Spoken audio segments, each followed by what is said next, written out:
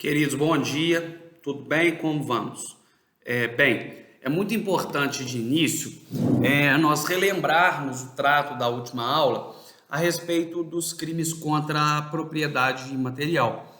Nós falávamos lá do artigo 184, que nos diz violar direito autoral, né, de outrem.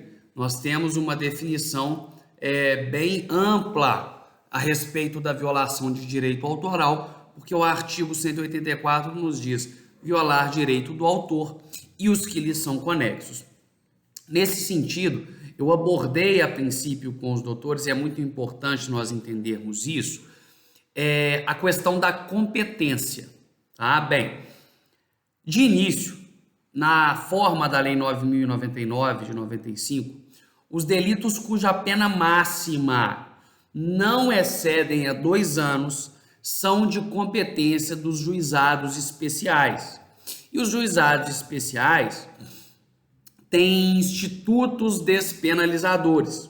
Os juizados especiais têm institutos despenalizadores, ou seja, ele trata ali de delitos cuja pena máxima não excede a 2 anos, e isso nos diz que são delitos de pequeno potencial ofensivo, são infrações penais de baixo potencial ofensivo. E por isso, por serem infrações penais de baixo potencial ofensivo, não necessariamente o agente que em tese tenha cometido o delito deverá ser sujeito à pena privativa de liberdade.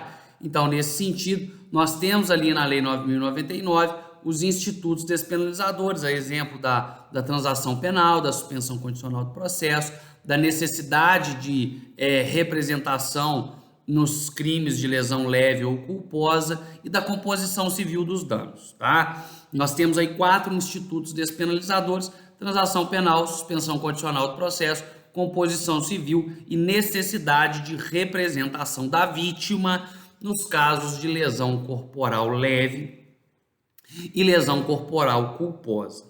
Agora eu faço uma ressalva muito importante e preciso que os doutores façam isso, mentalizem isso com atenção.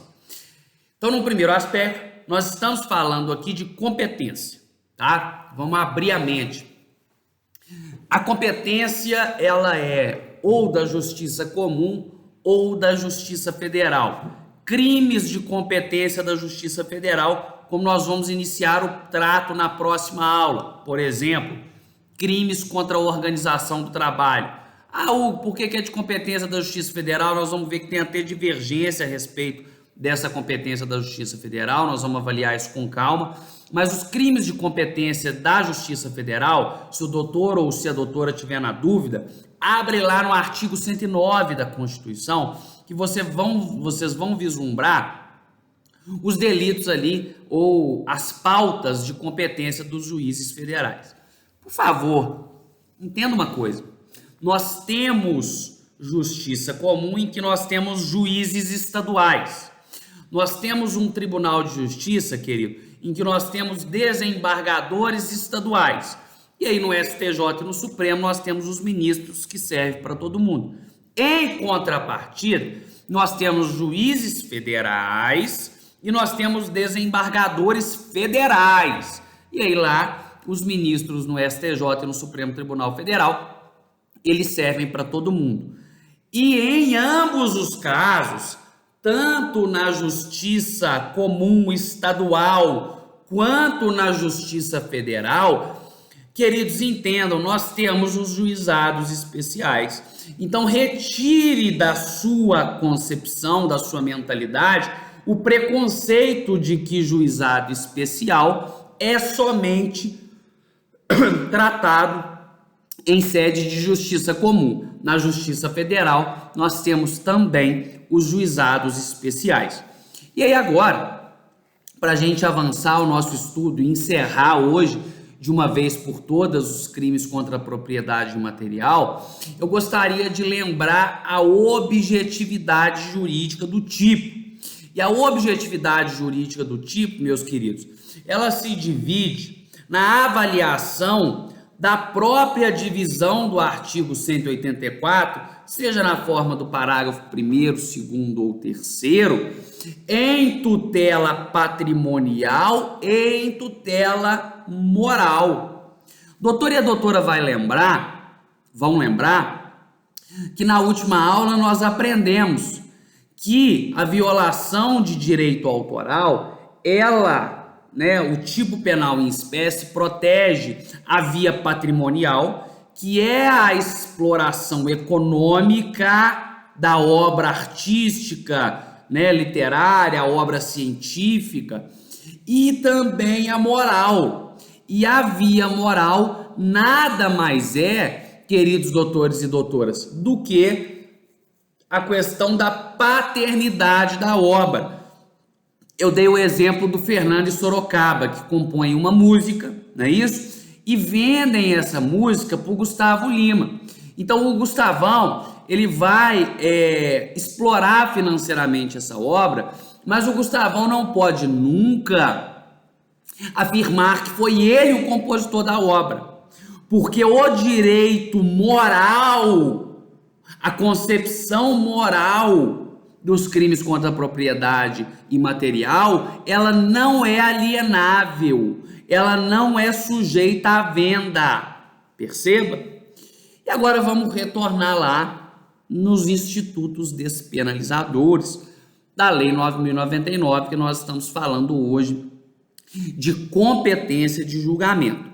Os institutos despenalizadores da Lei 9.099, nós temos a necessidade de representação, quando de lesões leves e lesões culposas. Nós temos a composição civil dos danos, a suspensão condicional do processo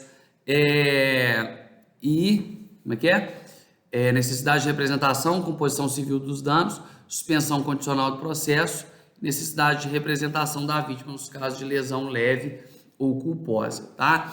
Então, na verdade, eu gostaria de trabalhar com os doutores hoje a questão da necessidade de representação da vítima quando das lesões leves ou culposas, justamente para a gente fazendo um ensejo no artigo 184 do Código Penal, nós trabalharmos de vez a questão das ações penais.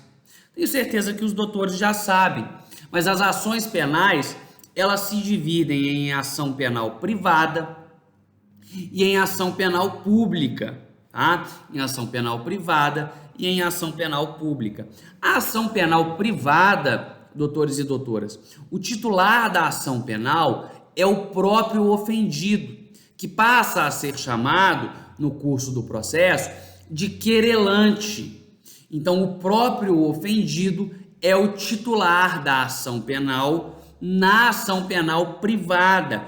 Quem movimenta, quem inicia a marcha processual é, de fato, o ofendido nas ações penais privadas. Exemplo: calúnia, difamação, injúria, violação de direito autoral na forma do caput do artigo 184. São exemplos de tipos penais em que nós temos aí a incidência de uma ação penal privada, tá? Então, na verdade, o ofendido vai oferecer uma queixa-crime junto aos juizados especiais, pedindo ali a condenação do sujeito às iras da lei por ter, em tese, cometido um delito. Sob outro enfoque, em outra via, nós temos as ações penais públicas. E aí sim, nós temos as ações penais públicas condicionadas à representação ou as ações penais públicas incondicionadas. A representação, doutores e doutoras, queridos e queridas, na forma do Código de Processo Penal, tem por natureza jurídica ser uma condição de procedibilidade. Quer dizer que, inverificada a representação da vítima, o Ministério Público não toma providência. Inverificada a representação da vítima, o Ministério Público, digo, o parquê, ele não toma providência. Sob outro enfoque, nas ações penais públicas incondicionadas, o Ministério Público, tendo conhecimento aí do fato criminoso, ele vai sim tomar providências independentemente, tá, da vontade da vítima. Então não é necessário que a vítima represente, não é necessário que a vítima requeira do poder público a tomada de decisões, que no caso da ação penal pública incondicionada, o Ministério Público ele atua de ofício. E aí, no caso das ações penais públicas, tá? Seja condicionada à representação ou seja incondicionada, queridos, nesses casos de ação penal pública, o titular da ação penal não é mais o ofendido, tá? O titular da ação penal, nesses casos, é o próprio Ministério Público, tá? O titular da ação penal, nesses casos, é o próprio Ministério Público, seja na condicionada representação ou seja na incondicionada, e é muito importante, é demasiadamente importante que nós, a partir de agora, entendamos a questão das ações penais, porque isso vai ser corriqueiro nas nossas provas e nas provas futuras que vocês vão fazer, tá, queridos?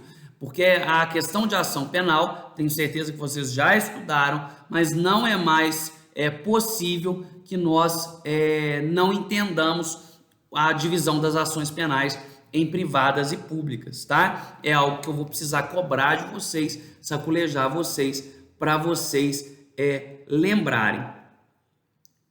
Muito importante, na violação de direito autoral, nós deixarmos expressos duas premissas já simuladas. Duas premissas já simuladas. A primeira delas diz respeito ao fato da perícia, tá? Diz respeito ao fato da perícia. Vamos imaginar, apreende um caminhão cheio de CD e DVD falsificado, tá? Então é apreendido um caminhão com CD e DVD falsificado. O poder público, na iminência de punir o agente, né, na forma do parágrafo 2º, né, ou do parágrafo 1º, o poder público, na iminência do agente, tendo em vista que a ação penal é pública e incondicionada, então o Ministério Público vai tomar providência independentemente da vontade da vítima, necessita, doutores e doutoras, é a minha pergunta, fazer perícia em todos os CDs? O poder público necessita fazer perícia em todos os CDs? Não. O STJ já pacificou o entendimento, salvo melhor juízo, súmula 509, de que a perícia pode ser feita por amostragem. Deixa eu confirmar aqui um minutinho se é a súmula 509.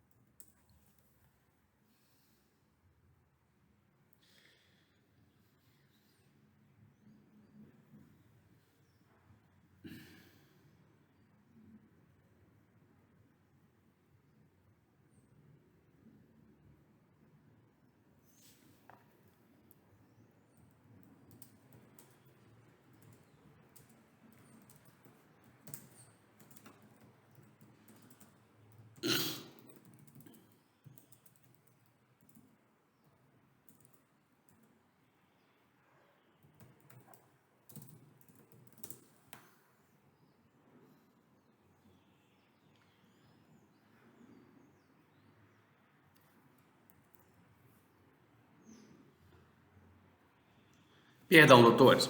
Súmula 574, tá? Me desculpe. Então, a súmula 574, ela nos deixa expresso que a perícia pode ser feita por amostragem. Então, o que é isso? O poder público ele pode sortear ali pegar um CD aqui, outro ali, outro lá no meio e fazer a perícia por amostragem. Isso é suficiente para caracterizar a materialidade delitiva do delito. Isso é suficiente para caracterizar a materialidade delitiva do delito. Todos até aqui? Bem, há que se falar também na súmula 502, também do STJ, que nos diz que a mera exposição à venda dos CDs e DVDs falsificados caracteriza o delito. A mera exposição à venda dos CDs e DVDs pirata, ela caracteriza o delito. Então eu, Hugo Viol, resolvo vender CDs e DVDs com aulas, por exemplo, do Complexo de Ensino Renato Saraiva. Então eu baixo aqui clandestinamente essas aulas, coloco elas gravadas em CDs, desço, vou para a porta do aprendiz, coloco ali um tablado e coloco ali os CDs para vender essas aulas que eu tive acesso, né, que eu baixei no meu computador de forma clandestina. E aí não necessariamente o doutor e a doutora precisam adquirir algum CD. Não necessariamente eu preciso fazer uma única venda. O delito ele já está consumado. Lembra lá das etapas do intercrimes? Cogitação, não é assim? Preparação, é ou não é? Cogitação, preparação, e aí execução e exaurimento. O delito ele já está consumado quando da exposição. O delito já está consumado com a mera exposição do CD ou DVD falsificado, não havendo que se falar em necessidade de aquisição por alguém do material que viola direito autoral. E é muito importante quando nós fazemos a leitura do artigo 184, e ele nos diz lá violar direito autoral e os que lhes são conexos, é muito importante que a terminologia e os que são conexos, tá? Nós temos que entender isso com o quê? Com a relação sucessória, com a exploração patrimonial da obra. 9.610 é a lei que regula o direito autoral. Nós temos então uma obra artística, uma obra literária, né? uma obra científica e literária, em que o autor falece, morre, e os herdeiros continuam na exploração patrimonial da obra. Isso é extremamente comum. Perfeito, doutores? Então, nós temos que mencionar aqui as duas súmulas. A súmula 200, né, a súmula 502 e a súmula 574 do STJ. Relembrando, a súmula 574, ela nos diz que a perícia por amostragem do material falsificado, ela é suficiente para configurar a autoria delitiva, a materialidade delitiva, perdão. E aí, na confirmação da materialidade delitiva, nós temos principalmente a incidência do artigo 184, parágrafo 1º, em razão da modalidade reproduzir. Eu brinquei com os doutores que o tipo penal subexame, ele não nos diz reproduzir de apertar play e colocar o computador para reproduzir o CD do Gustavão. O reproduzir ali é no sentido de multiplicar, é no sentido de fazer cópias. Então a perícia por amostragem é suficiente para indicar ao poder público a materialidade delitiva, de nós termos um quarto lotado de CD e presumirmos absolutamente, a partir da perícia por amostragem, que os CDs ali dispostos são todos do Gustavo Lima, sem autorização de reprodução. Percebe? E aí, quando o sujeito pega, joga ali meia dúzia de CD do Gustavo Lima, ou no caso nosso, que somos mais intelectuais, a gente não vai comercializar CD de música sertaneja, a gente só gosta do sertanejo para o churrasco, né? Para o almoço de domingo, mas a gente não tem interesse em comercializar porque a gente entende, né? Nós entendemos que vender ali aulas é mais rentoso por conta do público da faculdade, nós jogamos ali meia dúzia de CDs e DVDs com aulas adquiridas de forma clandestina de algum cursinho. A gente joga isso em frente ao aprendiz e começa a vender. Nesse caso, na venda dos CDs e DVDs piratas, na exposição à venda, a mera exposição é suficiente para a caracterização do ilícito, para a caracterização do delito. Não é indispensável que alguém adquira um CD sequer. Não é necessário que alguém adquira um CD sequer. E aí, para a gente caminhar a nossa discussão final da aula de hoje, tá? Eu gostaria de falar com os doutores e doutoras a respeito das ações penais. Vamos lembrar, novamente, para a gente poder caminhar para o liame conclusivo, as ações penais. Nós temos as ações penais privadas e as ações penais públicas. As ações penais privadas são aquelas em que o titular da ação penal é o ofendido. Exemplo de ação penal privada: calúnia, artigo 138, imputar falsamente fato definido como crime a outrem. Então, na verdade, o agente imputa fato falsamente definido como crime a outrem. Nós temos difamação, né, quando o agente difama e injúria, que é o artigo 140 do nosso Código Penal. Mas é muito importante nós diferenciarmos a calúnia da difamação, porque isso é pegadinha de prova. Isso é pegadinha de prova. Nós estamos lá no 184, eu tenho certeza que vocês estudaram no quinto período, e o professor mencionou que quando eu digo, olha a pegadinha de prova, que alguém é uma ladra, certo? Ou que alguém é um ladrão, a pergunta que se faz é: isso é uma calúnia ou isso é uma difamação? Vamos lá no teor dos dispositivos.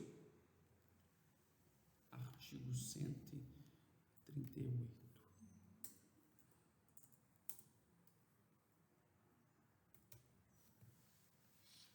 Eu vou ler para vocês a calúnia e a difamação. E a minha pergunta é: quando alguém nos diz que fulana de tal é uma ladra ou que fulano de tal é um ladrão, a minha pergunta é: isso é uma calúnia ou isso é uma difamação? Vamos lá. Artigo 138. Caluniar alguém imputando-lhe falsamente fato definido como crime. Acabei de ler para os doutores. Artigo 139. Difamação. Difamar alguém imputando-lhe fato ofensivo à sua reputação. Doutores, percebam que essa pegadinha de prova, ela nos diz que a pessoa que é atribuída à condição de ladrão ou de ladra, nós não temos ali, ao que a maioria acredita, um crime de calúnia. Calúnia nos diz imputar a alguém fato falsamente descrito como crime, fato falsamente definido como crime. Nesses casos, eu preciso de um fato concreto definido como crime. E não simplesmente da imputação do adjetivo. É diferente. Hugo, não entendi, mas eu estou aqui para explicar. Vamos discutir isso aí. Veja bem. Quando eu digo que fulano de tal é ladrão, eu não falei o fato em que, em tese, ele seria um ladrão. É diferente, pois, de eu falar que o José foi na carteira do colega e subtraiu o celular do colega enquanto ele estava distraído. Ele praticou ali um delito de furto. Nesse caso, sim, nós teríamos a calúnia. Mas quando eu digo que alguém é ladrão, eu tenho a difamação, não é a calúnia. Não é a calúnia. Percebe? Então, veja bem a diferenciação. A nossa disciplina é sempre assim. Dentro do artigo 184, eu vou lá no 121, no 213, no 138, para a gente relembrar e para a gente tornar mais ampla, para a gente aumentar a amplitude da aula. Por quê? É muito importante que os doutores entendam que quando eu digo que alguém é ladrão, eu pratiquei difamação. Eu teria praticado calúnia se eu tivesse dito que fulano de tal entrou na casa de ciclano e subtraiu a carteira dele no dia tal, hora tal. Perceba que ali eu tenho um fato delitivo, um fato criminoso, e não simplesmente um adjetivo. Então, o adjetivo, nós temos ali o delito de difamação, tá bom? E não o delito de calúnia. Para a gente encerrar, a minha pergunta é a seguinte: e aí, nos casos de lesão corporal leve ou culposa, que está previsto como um instituto despenalizador na Lei 9.099 de 95, que é a Lei dos Juizados Penais Estaduais, por que é um instituto despenalizador? Porque o Código Penal não nos diz, lá na forma do artigo 129 caput, que a lesão corporal de natureza leve, ela é condicionada à representação, e nem que a lesão corporal de natureza culposa, ela é condicionada à representação. Desculpa, quem nos diz isso é a Lei 9.099. Quem nos diz isso é a Lei 9.099. E a minha pergunta para os doutores e doutoras é a seguinte: no caso de lesão corporal leve ou culposa contra a mulher no ambiente doméstico, em razão das questões de gênero, aplica-se-á o Instituto Despenalizador da necessidade de representação, ou, nesses casos, a ação penal é pública incondicionada? Perguntas: nos casos de lesão corporal leve e culposa contra a mulher, há necessidade de representação da vítima, ou o Ministério Público, titular da ação penal, toma providência independentemente da representação da vítima, na forma da Lei Maria da Penha? É isso que eu quero saber. E aí, vamos responder? Vamos abordar isso? Queridos doutores e doutoras, na forma da Lei Maria da Penha, na forma da Lei 11.340 de 2006, não se aplica aos casos de violência doméstica e familiar. Na forma da Lei Maria da Penha, não se aplica aos casos de violência doméstica e familiar a Lei 9.099. Ah, Hugo, entendi. Então as lesões corporais leve e culposa são de ação penal pública incondicionada, tá certo? Tá certo. Praticadas contra a mulher no ambiente doméstico, na forma da Lei 11.340 de 2006, tá certo. Mas preste atenção que isso é muito importante. Não nos basta informar que a Lei Maria da Penha, que é a ação penal pública incondicionada das lesões corporais, não nos basta entender isso, porque isso acabou virando uma pegadinha de prova. Porque o sujeito faz uma presunção de que todo e qualquer delito contra a mulher é de ação penal pública incondicionada. Veja bem o que eu estou falando. A mulher tomou um tapa, houve uma violação à integridade física da mulher. Se o Ministério Público tomar ciência daquele tapa, ainda que a lesão corporal tenha sido leve, o Ministério Público toma a providência independentemente da vontade da vítima. Vocês entenderam isso, queridos? Independentemente da vontade da vítima. Contudo, a presunção de que todo e qualquer crime contra a mulher é de ação penal pública incondicionada está equivocada, está errada, não merece prosperar. Você sabe o que não merece prosperar? Não merece prosperar porque a Lei Maria da Penha não nos diz que todo e qualquer crime contra a mulher no ambiente doméstico em razão do gênero é de ação penal pública incondicionada. A Lei Maria da Penha nos diz que todo e qualquer crime contra a mulher não se aplica à Lei 9.099. E é na Lei 9.099 que está expresso a necessidade de representação quando da lesão leve ou culposa. Não é no Código Penal. Então, por que a lesão corporal leve ou culposa contra a mulher no ambiente doméstico Por que que ela é de ação penal pública incondicionada? Porque não se aplica a lei 9.099 dos juizados especiais. Só por isso. E aí eu gostaria de fazer um outro enfoque. Os dispostos, né? O disposto no Código Penal, ele continua valendo. Então, por exemplo, o artigo 147, que é a ameaça, lá no parágrafo único do 147, que nos diz somente se procede mediante representação, ele continua valendo. Então, para a gente encerrar, para nós fecharmos o raciocínio, veja bem, a Lei Maria da Penha proíbe a aplicação da Lei 9.099. Assim, a disposição de que as lesões corporais leve e culposa precisam de representação não prosperam nos casos de violência doméstica e familiar contra a mulher. Contudo, as disposições do Código Penal não são afetadas pela supracitada Lei de Proteção à Mulher, Lei 11.340 de 2006. E nesse sentido, quando o Código Penal prevê que há necessidade de representação, que precisa da representação da vítima, que é indispensável, é condição de procedibilidade a representação da ofendida, isso continua a prosperar, a exemplo do delito de ameaça. Tá bem? Queridos, bom final de semana. Até semana que vem. É sempre um prazer. Semana que vem a gente já entra de cara nos crimes contra a organização do trabalho. Tá bom? Um grande abraço. Tchauzinho.